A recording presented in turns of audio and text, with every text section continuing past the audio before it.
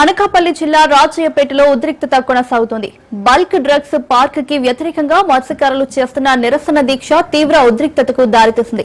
గ్రామంలోకి పోలీసులు రానివ్వకుండా నిరసనకారులు అడ్డుకుంటున్నారు. పోలీసులు మత్స్యకారుల మధ్య కాస్త వాగ్వాదం చోటు చేసుకుంది.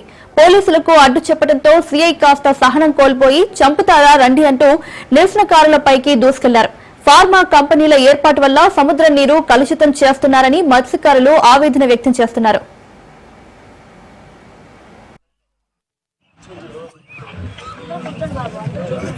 కూర్చోండి. మనకి ప్రాణాలు పోతాయని మనం సిద్ధంగా ఉన్నాం.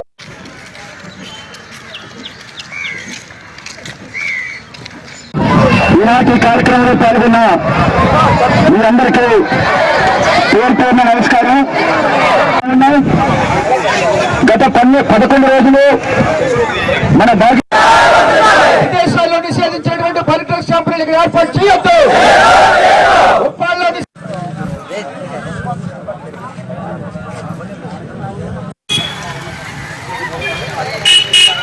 మళ్ళా పోరాటం చేయడం పోరాటం అనేది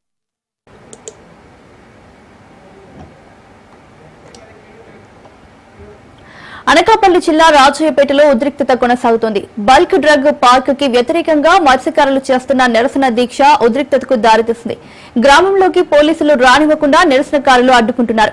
పోలీసులు మత్స్యకారుల మధ్య కాస్త వాగ్వాదం చోటు చేసుకుంది. పోలీసులకు అడ్డు చెప్పడంతో సీఐ కాస్త సహనం కోల్పోయి చంపుతారా రండి అంటూ నిరసనకారులపైకి దూసుకెళ్లారు. ఫార్మా కంపెనీల ఏర్పాటు వల్ల సముద్రం నీరు కలుషితం చేస్తున్నారని మత్స్యకారులు ఆవేదన వ్యక్తం చేస్తున్నారు. మీరందరికీ పేరు నమస్కారం. గత 11 రోజులు మన విదేశాల్లో నిషేధించేటువంటి పరికర కంపెనీలకు ఏర్పాటు చేయొద్దు.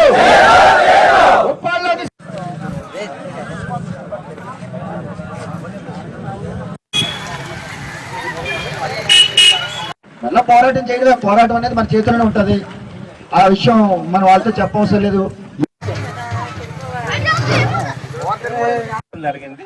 త్వరలోనే మేడం గారు కూడా మీకు సందేశం పంపిస్తారు.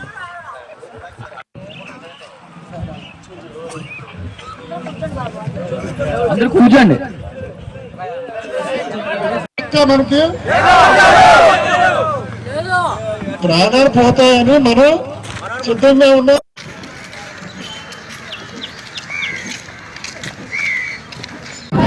ఈనాటి కార్యక్రమంలో పాల్గొన్న మీరందరికీ పేరు నమస్కారం. గత 11 రోజులు మన విదేశాల్లో నిషేధించేటువంటి పరికర కంపెనీలకు ఏర్పాటు చేయొద్దు.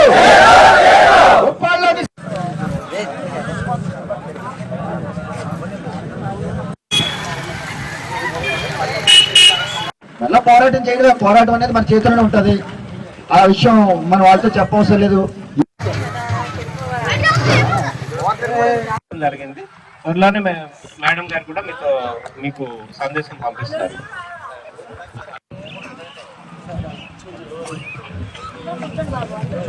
అందరూ కూర్చోండి. మనకి ప్రాణాలు పోతాయని మనం సిద్ధంగా ఉన్నాం.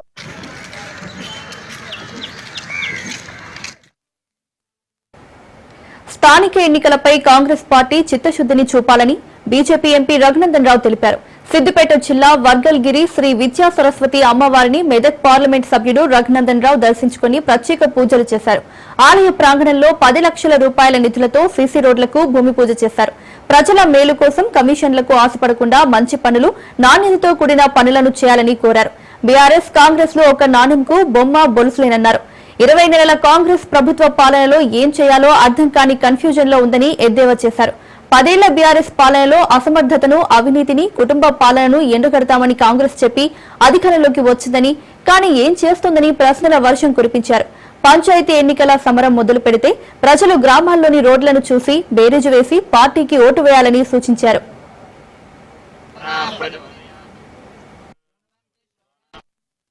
10 ఏళ్ళు అవినీతితో సంపాదించుకున్నటువంటి డబ్బులతోటి టీఆర్ఎస్ కేటీఆర్ గారు రోజు మీడియా ముందుకు వచ్చి మీడియాలో కూడా స్పేస్ కోసం మాట్లాడుతూ ఉన్నారు తప్ప ఈ రెండు పార్టీలు కూడా ఒక నాణానికి బొమ్మ బొరుసు లాంటి.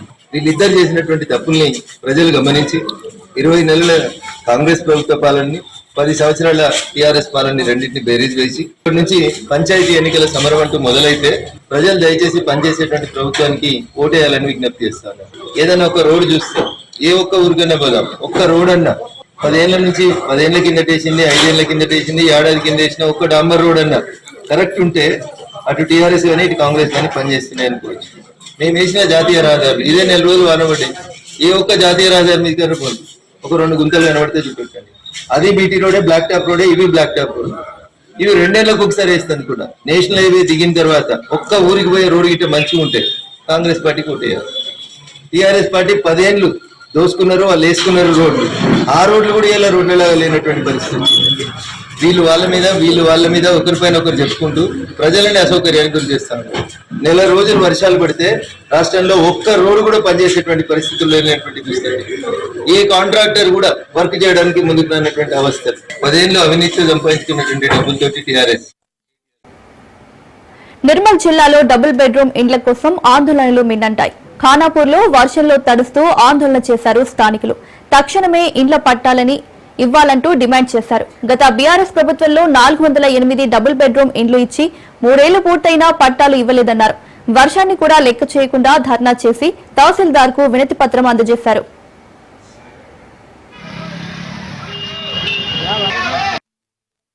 సెల్ టవర్ లేనటువంటి పరిస్థితి కూడా ఉన్నది.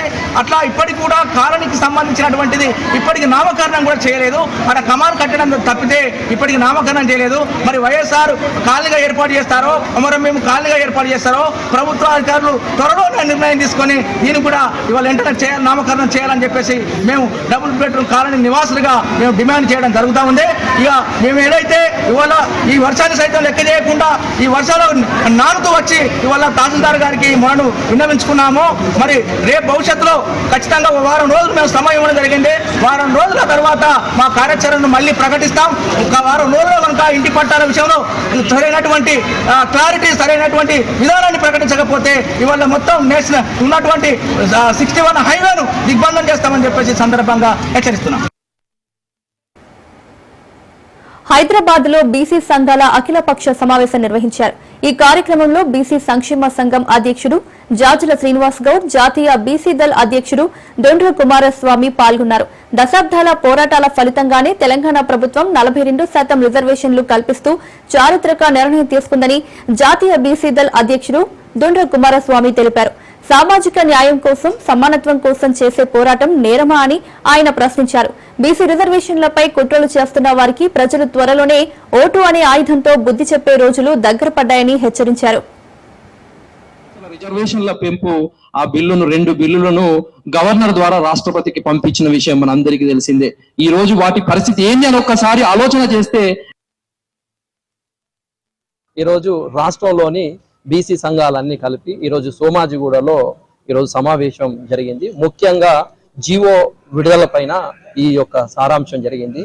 నేను ఏమంటున్నా అంటే, ప్రజాస్వామ్య దేశంలో మనందరికీ తెలిసిందే బీసీలు దశాబ్దాలుగా ఆర్థికంగా, సామాజికంగా, రాజకీయంగా వెనుకకు నెట్టివేయబడుతున్నారు. ఎందుకంటే జనాభా దామాష ప్రకారం రిజర్వేషన్లు లేకపోవడం వల్లనే.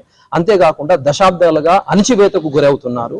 ఈ సందర్భంగా మేము దశాబ్దాలుగా మా పోరాట ఫలితమే రాష్ట్ర ప్రభుత్వము ముఖ్యంగా 2 బిల్లులు, అది విద్యా ఉద్యోగాల్లో రిజర్వేషన్లు కావచ్చు, స్థానిక సంస్థల రిజర్వేషన్ల పెంపు, 2 బిల్లులు గవర్నర్ ద్వారా రాష్ట్రపతికి పంపడం జరిగింది.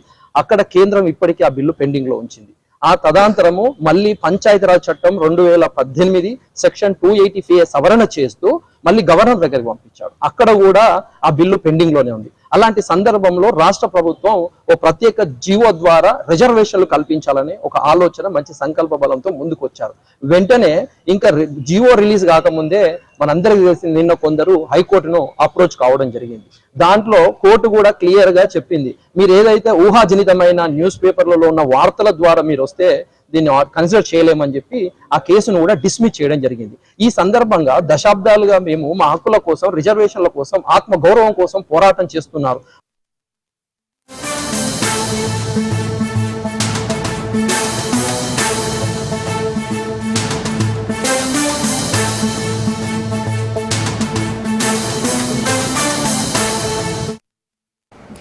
హైదరాబాద్ మెట్రో తెలంగాణ ప్రభుత్వం చేతికి వచ్చింది. మెట్రో రైలు నిర్వహణ నుంచి ఎల్ఎన్టీ తప్పుకుంది. అలాగే ఎల్ఎన్టీ అప్పుల టేక్ ఓవర్ కు రేవంత్ ప్రభుత్వం సంసిద్ధత వ్యక్తం చేసింది. 13,000 కోట్ల అప్పును టేక్ ఓవర్ చేయనుంది టీ సర్కార్. సీఎం రేవంత్ ఎల్ఎన్టీ సీఎండీ మధ్య ఒప్పందం కుదిరింది.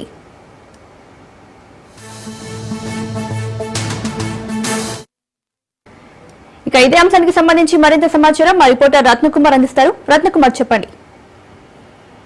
తెలంగాణ ప్రభుత్వం చేతికి హైదరాబాదు మెట్రో అందిందని చెప్పాలి. హైదరాబాదు మెట్రో రైలు నిర్వహణను ఇప్పటి వరకు నిర్వహిస్తున్న ఎల్ఎన్టీ సంస్థ మెట్రో రైలు నిర్వహణ నుంచి తప్పుకుంది. ఎల్ఎన్టీకి ఉన్నటువంటి అప్పులకు సంబంధించి కూడా అప్పులను టేక్ ఓవర్ చేసేందుకు ప్రభుత్వం సంసిద్ధత వ్యక్తం చేసింది. ఇందులో భాగంగానే ఎల్ఎన్టీకి అలాగే తెలంగాణ ప్రభుత్వానికి మధ్య ఒక సయోధ్య అనేది కుదిరింది. మొత్తం 10,000 కోట్ల అప్పును టేక్ ఓవర్ చేయబోతోంది ప్రభుత్వం. అలాగే ఎల్ఎన్టీకి 2,100 కోట్ల రూపాయలను చెల్లించేందుకు కూడా సర్కారు ముందుకు వచ్చింది. ఈ క్రమంలోనే రేవంత్ కు అలాగే ఎల్ఎన్టీ సీఎండీకి మధ్య ఒప్పందం కుదిరినట్లు తెలుస్తుంది. ఇక్కడ నుంచి కూడా హైదరాబాద్ మెట్రో రైలు తెలంగాణ ప్రభుత్వం నిర్వహించబోతోంది. ఇప్పటి వరకు కూడా ఎల్ఎన్టీ సంస్థ యొక్క మెట్రో రైలు నిర్వహణను చేసింది. కాకపోతే ఇప్పటి వరకు కూడా అనేక రకాల ఇబ్బందులను ఎదుర్కొన్నామంటూ కూడా గతంలో అనేక సార్లు కేంద్రానికి లేఖలు రాయడంతో పాటు అనేక సార్లు వ్యక్తం చేసినటువంటి ఎల్ఎన్టీ సంస్థ ఇప్పుడు తెలంగాణ ప్రభుత్వంతో జరిగినటువంటి చర్చల ద్వారా తను యొక్క నిర్వహణ నుంచి తప్పుకుంటున్నట్లు కూడా తన యొక్క అభిప్రాయాన్ని వ్యక్తపరిచింది. Right Ratnakumar, thank you.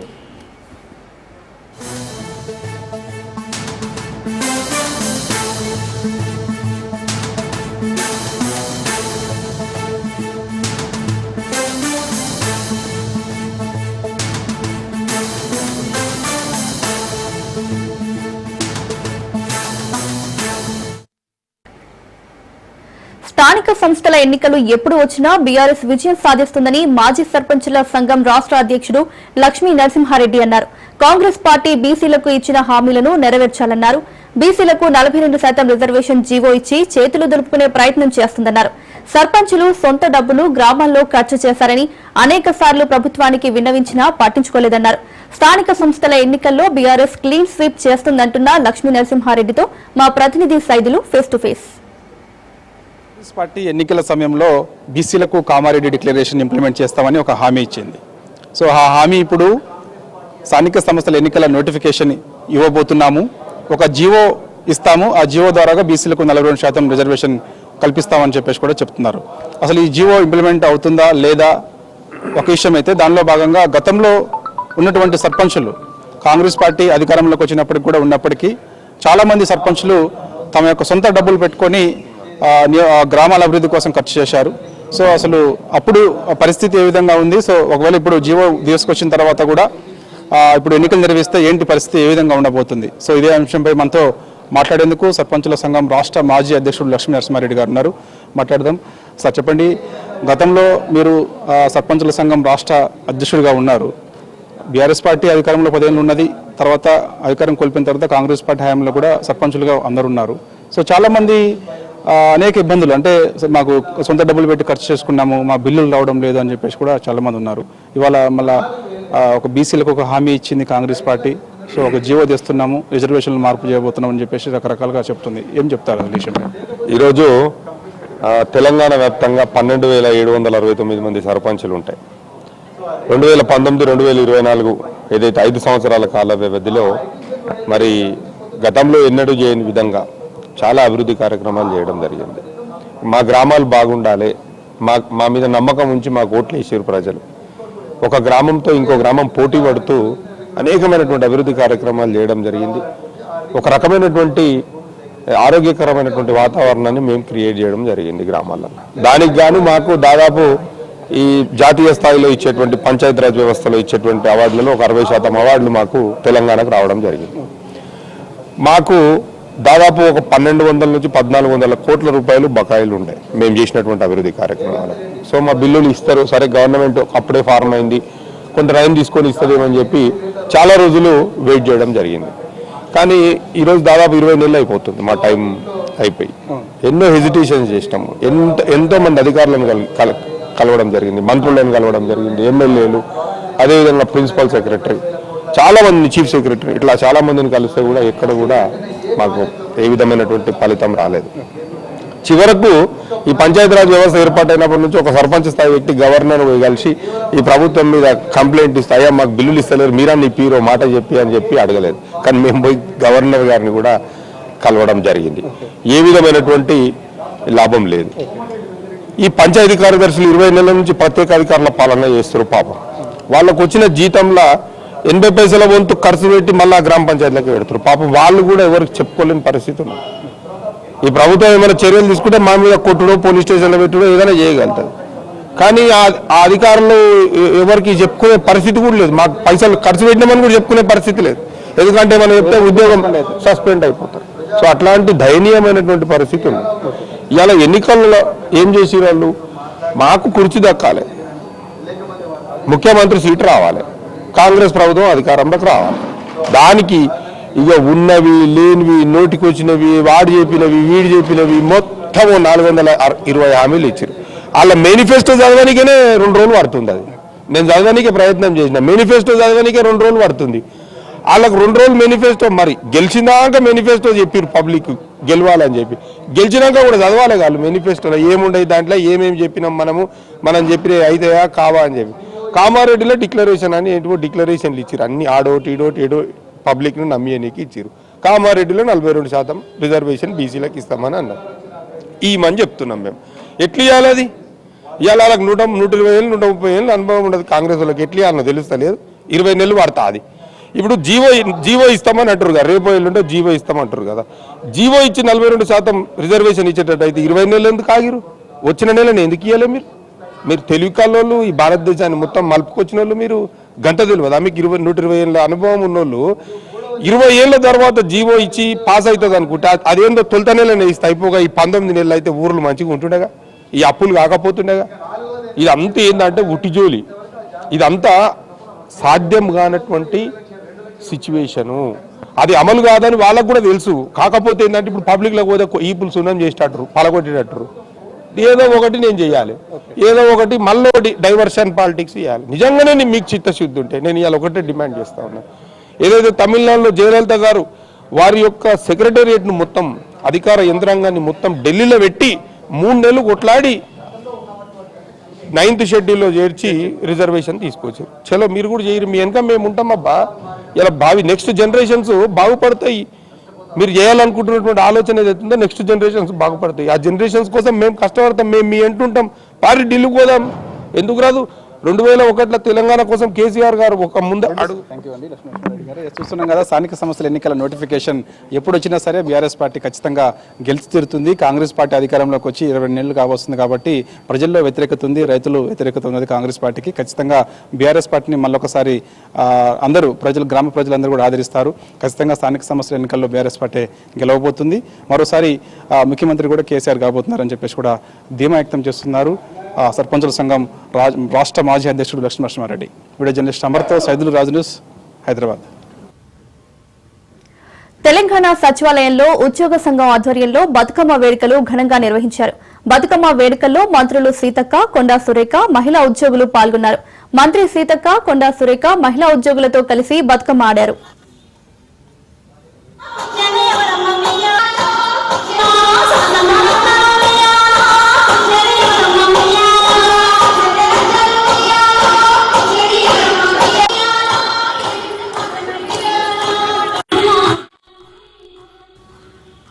Peddapalli జిల్లా కోర్టులో బతుకమ్మ వేడుకలను ఘనంగా నిర్వహించారు. జిల్లా ప్రధాన న్యాయమూర్తి సునీత కుంచాల వేడుకలను కొబ్బరికాయ కొట్టి ప్రారంభించారు. జిల్లా కోర్టు ఆవరణలో బతుకమ్మ సంబరాలు జరుపుకోవడం సంతోషంగా ఉందన్నారు. చిన్న పెద్ద తేడా లేకుండా మహిళలందరూ పువ్వులతో బతుకమ్మ పేర్చుకుని ఆడుకోవడం, పువ్వులను పూజించడం మన సాంప్రదాయమన్నారు. వేడుకల్లో జిల్లా న్యాయ సేవాధికార సంస్థ కార్యదర్శి స్వప్న రాణితో పాటు మహిళా న్యాయమూర్తులు, న్యాయవాదుల కుటుంబ సభ్యులు పాల్గొన్నారు.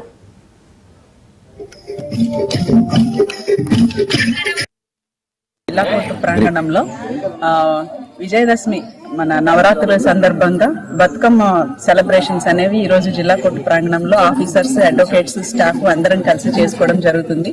అంటే నవరాత్రులు అనగానే అందరికీ ముందుగా గుర్తొచ్చేది బతుకమ్మ పండుగే. ఇది మన స్టేట్ ఫెస్టివల్ కూడా కాబట్టి ఈ పండుగ కోసం సంవత్సరం అంతా మళ్ళీ మహిళలందరూ కూడా ఎదురు చూడడము, అలాగే ఆ పువ్వులతోటి బతుకమ్మలు తయారు చేసుకోవడము, ఇదంతా కూడా ఒక ప్రత్యేకత సంతరించుకుంటుంది. కాబట్టి దాన్ని మేము కూడా ప్రతి సంవత్సరం సెలబ్రేట్ చేసుకుంటాము. అట్లాగే ఈ సంవత్సరం కూడా ఇక్కడ మన జిల్లా మొత్తం నుంచి ఉన్న ఆఫీసర్స్ అందరూ కూడా ఈ రోజు ఇక్కడికి రావడం జరిగింది. అలాగే మన కోర్టు స్టాఫ్, అలాగే అడ్వకేట్స్, లేడీ అడ్వకేట్స్, మన మేల్ అడ్వకేట్స్ స్టాఫ్ అందరూ కూడా, పోలీసులు ఎవరైతే ఈ కోర్టు ప్రాంగణంలో ఉన్నారో అందరూ కూడా, కొంతమంది అయితే అడ్వకేట్స్ వాళ్ళు కుటుంబ మల్లంపేటలో బతుకమ్మ వేడుకలు అంగరంగ వైభవంగా జరిగాయి. తెలంగాణ ప్రత్యేక పండుగగా పేరుగాంచిన బతుకమ్మ సందర్భంగా ప్రైమా పారడిసో విల్లా వాసులు, మహిళలు, పిల్లలు పెద్ద ఎత్తున పాల్గొన్నారు. రంగురంగుల పూలతో అలంకరించిన బతుకమ్మలు వేడుకకు ప్రత్యేక ఆకర్షణగా నిలిచాయి. ఈ సందర్భంగా మహిళలు బతుకమ్మ చుట్టూ పాటలు పాడుతూ నృత్యాలు చేస్తూ ఆనందంగా సంబరంగా జరుపుకున్నారు. పిల్లలు కూడా ఉత్సాహంగా పాల్గొని వేడుక సందడిని మరింత పెంచారు. సాంప్రదాయం, సంస్కృతికి ప్రతీకగా నిలిచే బతుకమ్మ ఉత్సవాన్ని ఇంత ఘనంగా నిర్వహించడం పట్ల నిర్వాహకులు సంతోషం వ్యక్తం చేశారు.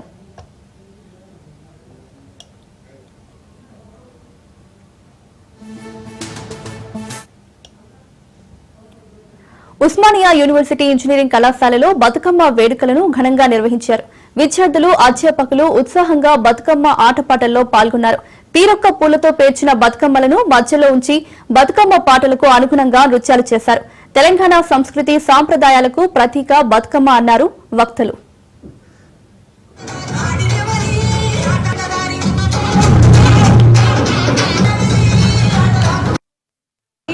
బతుకమ్మ సందర్భంగా మేము అందరం కలిసి ఆడుకోవడం, పాడుకోవడం, సరదాగా నవ్వుకుంటూ డాన్స్ చేయడం చాలా ఆనందంగా ఉంది. ఇక్కడ ఉన్న బతుకమ్మలన్నింటినీ పేర్చడం, ఇంకా అందరితో కలిసి డాన్స్ చేయడం, ఎస్పెషలీ టీచర్స్, అది ఒక డిఫరెంట్ ఎక్స్పీరియన్స్. మేము బతుకమ్మ స్టార్టింగ్ నుంచి సెలబ్రేట్ చేసుకుంటున్నాం. 2 years నుంచి సంస్కృతి కూడా దాంతో పాటు డీజే నైట్స్ కూడా పెట్టుకుంటున్నాం.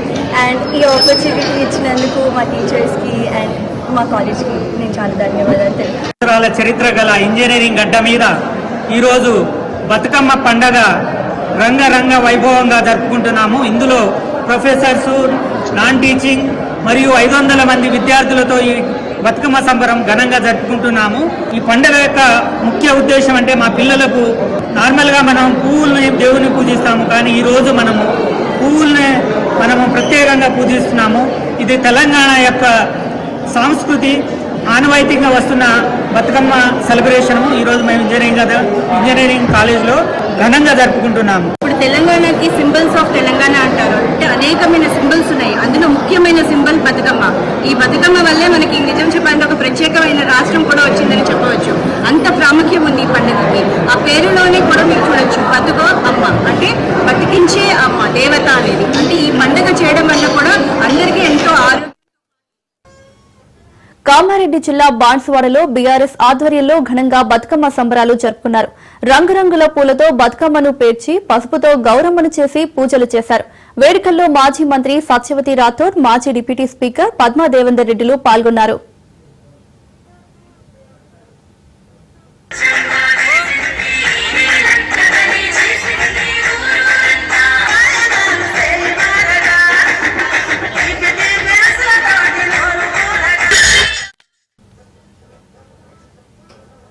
రంగారెడ్డి జిల్లా మొయినాబాద్ లో బతుకమ్మ సంబరాలు ఘనంగా జరిగాయి.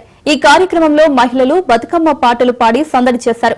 పువ్వులను పూజించే సంస్కృతి తెలంగాణలోనే ఉంటుందని ఆర్గనైజర్ బిందు అన్నారు. తెలంగాణ సంస్కృతికి అద్దం పట్టే బతుకమ్మ పండుగ అందరికీ సంతోషాన్ని ఇస్తుందని అన్నారు. బతుకమ్మ పండుగను తెలంగాణ ప్రభుత్వం ప్రపంచ ఖ్యాతిగా గుర్తింపు తెచ్చిందన్నారు. అందరికీ బతుకమ్మ శుభాకాంక్షలు అండి. నా పేరు దీప్తి మామిడి. నేను హైదరాబాద్లో ఇది 10వ సంవత్సరం బతుకమ్మలు చేయటం. మొత్తం ఓవరాల్గా 17 years నుంచి చేస్తున్నాను నేను. అంటే ఎందుకు చేయటం అంటే ఈ పండుగ మేము మా అమ్మమ్మ ఊర్లో ఎలా చూసాం, మా పెద్దవాళ్ళు మాకు ఎలా నేర్పారు మాకు గుర్తుంది.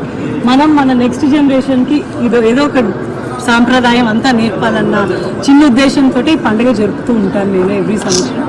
దాన్ని మనం సిటీలో ఉండి ఊరు వాతావరణం మర్చిపోతున్నందుకు అందరం ఇక్కడ ఒక ఊరు వాతావరణాన్ని క్రియేట్ చేసి వీళ్ళందరూ ఎంజాయ్ చేసేలా చేశాను. ఐ థింక్ అందరికీ నచ్చింది, బాగా ఎంజాయ్ చేస్తున్నాము. బతుకమ్మ అనేది ఊరికే ఏదో ఆడామా పాడామా అని కాకుండా చాలా విలువలు నేర్పుతుంది బతుకమ్మ అనేది. పూలని ఇప్పుడు మన ఇంట్లో ఒక్క పువ్వు పూస్తేనే మనకి ఎంతో ఆనందంగా ఉంటుంది. అలాంటిది ఇన్ని పూలు ఒక దగ్గర ఉన్నాయంటే ఆ సంతోషానికి ఇంకా లెక్కేముంటుంది చెప్పండి. పండుగ అంటే చిన్నప్పటి నుంచి చాలా సరదా అండి. మేము చిన్నప్పుడు వరంగల్ డిస్ట్రిక్ట్లో ఉండేవాళ్ళము. అయితే అక్కడ మారుమూల పల్లె గ్రామమైనా కూడా ఆ పండుగ వచ్చినప్పుడు పెట్టెలలో ఉన్న పీతాంబరాలన్నీ తీసేసి ఆ రోజు ఒక గొప్ప పండుగలాగా కట్టుకొని అందరూ ఒక చెరువు దగ్గరికి వెళ్ళి మగవాళ్ళందరూ అట్లా వరుస కూర్చొని ఒక బుక్స్ పట్టుకొని ఇంత పొడుగు పెద్ద పెద్ద బతుకమ్మ పాటలు పాడుతుంటే ఆడవాళ్ళందరూ కూడా చేరి వాళ్ళు బతుకమ్మ చుట్టూ చప్పట్లు కొట్టుకుంటూ తిరిగేవాళ్ళు. మేము చిన్నవాళ్ళము, చాలా సరదాగా ఉండేది. బతుకమ్మ పండుగ అంతా అయిన తర్వాత ప్రసాదాలు తినడము, ఎప్పుడు ప్రసాదాలు పెడతారా అని చూసేవాళ్ళము. చాలా సరదాగా ఉండేదండి. కొత్త బట్టలు, పట్టు బట్టలు, పట్టు చీరలు చాలా కళకళలాడుతూ ఉండేది. చాలా మంచి విలువైన తెలుగు సాంప్రదాయంలో మన తెలంగాణ బతుకమ్మ పండుగని మనందరం ఇప్పటికీ కూడా మర్చిపోకుండా, మన అమ్మాయి పేరు ఏంటండి దీప్తి, అబ్రాడ్లో ఉండి కూడా మన ఇక్కడ ఇండియాకి వచ్చి అందరినీ ఒక దగ్గర చేర్చి చాలా సక్సెస్ చేస్తుంది. మన సాంప్రదాయాలను మార్చిపోకుండా ఇంకా అందరూ గుర్తుపెట్టుకునేటట్టుగా కృషి చేస్తుంది. ఆమెకు చాలా thanks. Power star Pawan Kalyan OG mania continue అవుతుంది. ప్రీమియర్ షోల నుంచే సూపర్ హిట్ టాక్ తెచ్చుకున్న ఓజీ చిత్రాన్ని చూసేందుకు థియేటర్లకు క్యూ కడుతున్నారు ఫ్యాన్స్. టికెట్ రేట్లు పెంచినప్పటికీ ఏ థియేటర్ చూసినా హౌస్ఫుల్ గా నడుస్తున్నాయి. తమ అభిమాన హీరో కొత్త సినిమా సూపర్ హిట్ కావడంతో తెగ ఖుషి అవుతున్నారు. అటు రాజకీయాల్లోనూ ఇటు సినిమాల్లోనూ పవన్ కళ్యాణ్ కు తిరుగులేదంటూ మురిసిపోతున్నారు. Pawan charisma, Sujeeth direction, Thaman music సినిమాను ఒక రేంజ్ కు తీసుకెళ్లాయని సంతోషం వ్యక్తం చేస్తున్నారు. ఓజీ మూవీ క్రేజ్ కు సంబంధించి మరింత సమాచారాన్ని మా ప్రతినిధి రత్నకుమార్ అందిస్తారు. ప్రస్తుతం రెండు తెలుగు రాష్ట్రాల్లో ఓజీ ప్రభంజనం కొనసాగుతోంది. గత సినిమాలతో కంపేర్ చేస్తే ఈ సినిమా అనేది అత్యధిక బడ్జెట్ మాత్రమే కాదు, అత్యధిక వసూళ్లను కూడా వసూలు చేయబోతోంది. ఎక్కడ చూసినా సరే ఓజీ సూపర్ హిట్ అనే మాట తప్ప మరొక మాట లేకుండా పోయింది. ఈ సినిమాను చూడడానికి ప్రముఖ సోషల్ మీడియా ఇన్ఫ్లుయెన్సర్లు, అలాగే జూనియర్ పవన్ కళ్యాణ్, అలాగే ఉప్పల్ బాలు, వైజాగ్ సత్య లాంటి వాళ్ళందరూ కూడా వచ్చారు. ఒకసారి మాట్లాడించేటువంటి ప్రయత్నం చేద్దాం. సినిమాకు సంబంధించి ఏం చెప్పబోతున్నారు అనేది కూడా అడిగి తెలుసుకుందాం. ముఖ్యంగా ప్రస్తుతం అంతా ఉప్పల్ బాలు ఉన్నారు. సరే మాట్లాడదాం. బాలు, ఎలా అనిపించింది, ఏం చెప్తారు? ఇంకా ఈ మూవీ గురించి ఒకటే, ఈ మూవీకి తిరిగే లేదు, ఇంకా మామూలు లేదు, ఒక రేంజ్. డైరెక్టర్ మాత్రం నిజంగా చాలా రోజులకు మా హీరోని మస్తు చూపించిండు. సినిమా అయితే చాలా బాగుంది. పవన్ కళ్యాణ్ గారి గురించి ఆయన గురించి చెప్పాలంటే ఎంత చెప్పినా తక్కువనే. మామూలుగా ఒక రేంజ్కి వెళ్ళిపోయాడు. మామూలు సినిమా కాదు అసలు, 1000 కోట్లే అంతేనా? సో ఇప్పుడు డైరెక్టర్ సుజిత్ కు సంబంధించి ఆయన కూడా నిజంగా మ్యూజిక్ కానీ డైరెక్టర్ గారు కొత్త యాంగిల్లో చూపించారు. చాలా హ్యాపీగా ఉంది. ఓజీ అంటే మామూలు లేదు, ఇక ఓజీ ఇక కొత్త డిఫరెన్స్ యాంగిల్లో చూపించాడు. అంటే బీజిఎం అనేది, బ్యాక్గ్రౌండ్ మ్యూజిక్ అనేది చాలా కీలకం అంటున్నారు. అది మ్యూజిక్ గురించి ఇక తమన్ గురించి చెప్పాలంటే తమన్ అంటేనే ఒక బ్రాండ్. ఆయన గురించి చెప్పాలంటే ఏం లేదు, మామూలుగా ఆయన డీజే కొట్టినంటే ఏ మూవీ కానీ ఇట్టే. మొత్తానికి ఓవరాల్ ఈ సినిమా ఎంత కలెక్షన్లు చేయొచ్చు అంటారు? ప్రతి ఒక్కళ్ళ ఫ్యాన్స్ యొక్క రెస్పాన్స్ ఎలా ఉంది మీరు సినిమా చూసిన తర్వాత? ఫ్యాన్స్ ఇక అంటే ఇంకా చచ్చిపోతారు. నేనే చచ్చిపోతా, ఫ్యాన్స్ చచ్చిపోరా. ఇక మామూలుగా ఇక రికార్డ్ బద్దలు కొడుతుంది. ఇక ఈ మూవీ తర్వాత ఈ మూవీని డీట్ కొట్టాలంటే ఇప్పుడు ఏ మూవీ రాదు ఇంకా ఈ మధ్య. ప్రస్తుతం మనతో అలాగే జూనియర్ పవన్ కళ్యాణ్ ఉన్నారు. ఒకసారి తన యొక్క గెటప్ కూడా ఒకసారి మనకు చూడొచ్చు. సినిమాకి సంబంధించి ఎర్రతువాలు, అలాగే బ్లాక్ కలర్, మనకి ఓజీ స్టైల్ అనేది ఇక్కడ రిఫ్లెక్ట్ చేసేలా తను డ్రెస్సింగ్ చేసుకొని రావడం జరిగింది. ఒకసారి మాట్లాడదాం. ఏం చెప్తారు ఓజీకి సంబంధించి వస్తున్న రెస్పాన్స్ కి సంబంధించి? అన్నయ్య నువ్వు రాష్ట్రం కాదు భారతదేశాన్ని వెళ్తావు, నేను కంపల్సరీ చెప్తాను. నేను ఒక ప్రభంజనం, ఇది ఒక సునామీ, ఒక ప్రభంజనం. నిజంగా ఈరోజు దసరా కాదు, పవర్ స్టార్ దసరా వచ్చింది అనుకుంటున్నాను నేను యాక్చువల్. ఎందుకంటే ఈరోజు ఎంత జనం అసలు ఏదంటే ఒక సునామీ కింద అన్న తిరుగుతున్నాడు. హ్యాట్సాప్ టు అన్న, wish you happy, best of luck. Thank you. నా పేరు జూనియర్ పవన్ కళ్యాణ్ రాజా. నేను 2 రాష్ట్రాల్లో నేను అన్నగారి వచ్చి నేను తిరుగుతూ ఉంటాను. గత సినిమాలతో కంపేర్ చేసినప్పుడు ఈ సినిమాకు సంబంధించి వస్తున్నటువంటి అభిమానులు చూస్తున్నటువంటి స్పందన, క్రేజ్, ఆ కలెక్షన్స్ గురించి ఏం చెప్తారు అది జూనియర్ పవన్ కళ్యాణ్ గారు? ఆయన గురించి మనం చెప్పలేదు సార్ ఇంకా, ఎందుకంటే రాష్ట్రం దాటి వెళ్ళిపోయాడు సార్, ఎక్కడికి దేశం వరకు వెళ్ళిపోయాడు. ఆ దేశం నుంచి ఇంకా నెక్స్ట్ హాలీవుడ్ లో ఆ సినిమా చేయాలని ఆలోచిస్తారు సార్. కరోనా నుంచి ఇప్పటి వరకు థియేటర్ జనాలు రా అంటే భయపడుతుండ్రు. నా లైఫ్ లో ఈ మూవీకి వచ్చిన పబ్లిక్ ఏ మూవీకి రాలేదు, నిజం చెప్తున్నా. చాలా రోజులు థియేటర్ ఇంతమంది ఉండడమేనా, నేను కరోనా నుంచి అయితే థియేటర్కి వచ్చే కానీ ఇంత పబ్లిక్ చూడలేదు. ఒక 20 మంది 30 మంది ఇట్లా వచ్చి చూసిపోయేటోళ్ళు. కానీ నా లైఫ్ లో కరోనా తర్వాత బిఫోర్ ఇంత పబ్లిక్ రోడ్ మీద జనాన్ని ఈ మూవీలో చూసినట్టే నా లైఫ్ లో ఫస్ట్ టైం. థియేటర్ మొత్తం నిండిపోయినాయి, మొత్తం ట్రాఫిక్ జామ్, ఫ్యాన్స్. అసలు నేను చాలా రోజులకు మళ్ళీ ఇంతమంది పబ్లిక్ చూస్తున్నా రోడ్డు మీద, నేను ఎప్పుడు చూడలేదు. కానీ ఈ మూవీతో పబ్లిక్ ఇంతమంది చూస్తున్నా కళ్ళతో. చాలా మంది ఏంటి కనబడతలేదు మధ్యలో అనుకున్నా, కానీ ఈ మూవీ నుంచి చాలా మంది చూసినా. నాకైతే ఫుల్ హ్యాపీ ఉంది, నేనైతే ఫుల్ ఎంజాయ్ చేసిన. చాలా మంది పబ్లిక్ ని చూసిన. సో అలాగే ప్రస్తుతం మనతో పవన్ కళ్యాణ్ తో నిత్యం తనకు తోడుగా నిలిచేటువంటి జన సైనికులకు సంబంధించినటువంటి జనసేన కీలక నేతలు కూడా కీలక వ్యక్తులు కూడా మనతో ఉన్నారు. ఒకసారి మాట్లాడి తెలుసుకుందాం. చెప్పండి, ఏం చెప్తారు మూవీకి సంబంధించి, ప్రస్తుతం వస్తున్నటువంటి రెస్పాన్స్ కు సంబంధించి ఏం చెప్తారు? జై జనసేన. రాజకీయ రంగంలో బీజేపీ పార్టీని టీడీపీ పార్టీని కలిపి ఏ విధంగా అయితే డిప్యూటీ సీఎం అయ్యి ఇవాళ ఆంధ్ర రాష్ట్రాన్ని ఏలుతుండో, అలాగే ఇక్కడ సుజిత్ని తమన్నే కలుపుకొని సినీ రంగంలో మగటం లేని మహారాజుగా ఇవాళ 1000 కోట్లతోటి ఇవాళ ఓజీ అనే సినిమాని సూపర్ డూపర్ హిట్ చేసి రాజకీయ రంగాన్ని సినీ రంగంలో మగటం లేని మహారాజుగా ఎవరైనా ఉన్నారంటే ఓన్లీ వన్ మ్యాన్ షో ఇంత పవన్ కళ్యాణ్ అని చెప్పి ఇవాళ ఫ్యాన్స్ అందరూ కూడా చొక్కాలు ఎగరేసే విధంగా, బటన్స్ తీసే విధంగా ఇవాళ మా హీరో ఈ రోజు పార్టీని ఏ విధంగా నిలబెట్టాడో సినిమాని కూడా ఆ విధంగా నిలబెట్టి నిజమైన ఫ్యాన్స్ కి ఈ రోజు దసరా పండుగని సంక్రాంతి పండుగని కూడా ఈ రోజు మా అందరికి ఇచ్చినందుకు హ్యాట్స్ ఆఫ్ టు పవన్ అన్న, హ్యాట్స్ ఆఫ్ టు పవన్ అన్న. జై జనసేన, జై పవన్ కళ్యాణ్. ఇంత పెద్ద విజయాన్ని అందించిన పవన్ కళ్యాణ్ కి గతంలో ఎంతమంది కొత్త వాళ్ళు ట్రై చేశారు, కానీ సుజిత్ తోనే ఇది సాధ్యమైంది. డైరెక్టర్ గురించి, అలాగే మ్యూజిక్ డైరెక్టర్ తమన్ గురించి కూడా ఎక్కువ చెప్తున్నారు. వాళ్ళ గురించి ఏం చెప్తారు? ఒక అభిమానికి మాత్రమే తన గురించి తెలుసుద్ది. అలాగే 22 సంవత్సరాల సుజిత్కి ఏదైతే ఉందో, తను అభిమానించే హీరోని ఏ విధంగా అయితే చూపిస్తే తను పాపులేషన్ అవుతాడో ఆ విధంగా తన అభిమాని కాబట్టి తను చూపెట్టగలిగాడు. కాబట్టి ఈ రోజు ఇంత విజయాన్ని అందుకున్నాడు. పక్కాగా ఈ సినిమా 1000 కోట్లు అందుకుంటుందని చెప్పేసి చూపిస్తూ, అలాగే తను అభిమానించే ఎవరైతే తమనున్నాడో మ్యూజిక్ అంటే ఎలా కొట్టాలో ఈ రోజు ఈ విధంగా ఓజీ కొట్టి ప్రతి రాజకీయ సభలో కూడా ఓజీ ఎందుకంటున్నారు. ఈ రోజు సినిమా రిలీజ్ సందర్భంగా దా కంటెంట్ చూపించి కట్అవుట్ ని చూపించినందుకు hats off to Sujeeth, hats off to Thaman. So అది ప్రతి ఒక్కరు గత సినిమాలతో కంపేర్ చేసుకున్నప్పుడు ఖచ్చితంగా ఓజీ అనేది దాదాపు 1000 కోట్ల రూపాయలను కూడా కలెక్ట్ చేసినటువంటి అవకాశాలు ఉంటాయి. రాజకీయ నేతగా మాత్రమే కాకుండా సినీ హీరోగా ఇటు అన్ని పండుగలను ఒకేసారి తీసుకొచ్చిన పవన్ కళ్యాణ్ కు తమ కృతజ్ఞతలు తెలియజేస్తున్నామంటూ కూడా అభిమానులు వ్యక్తం చేస్తున్నటువంటి పరిస్థితి కనిపిస్తోంది. కెమెరా పర్సన్ భిక్షపతితో రత్నకుమార్, ప్రసాద్ ఐమాక్స్ నుంచి.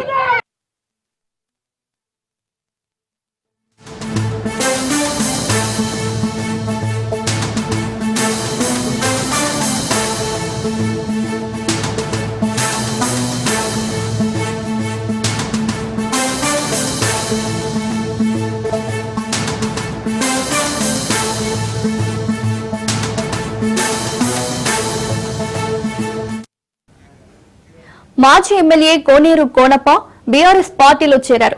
ఆయనకు గులాబీ కండువా కప్పి పార్టీలోకి ఆహ్వానించారు మాజీ మంత్రులు కేటీఆర్, హరీష్ రావు. గతంలో బీఆర్ఎస్ లోనే ఉన్న కోనప్ప కాంగ్రెస్ పార్టీలోకి వెళ్లారు. కానీ అక్కడ ఇమ్మడలేక తిరిగి కారెక్కారు.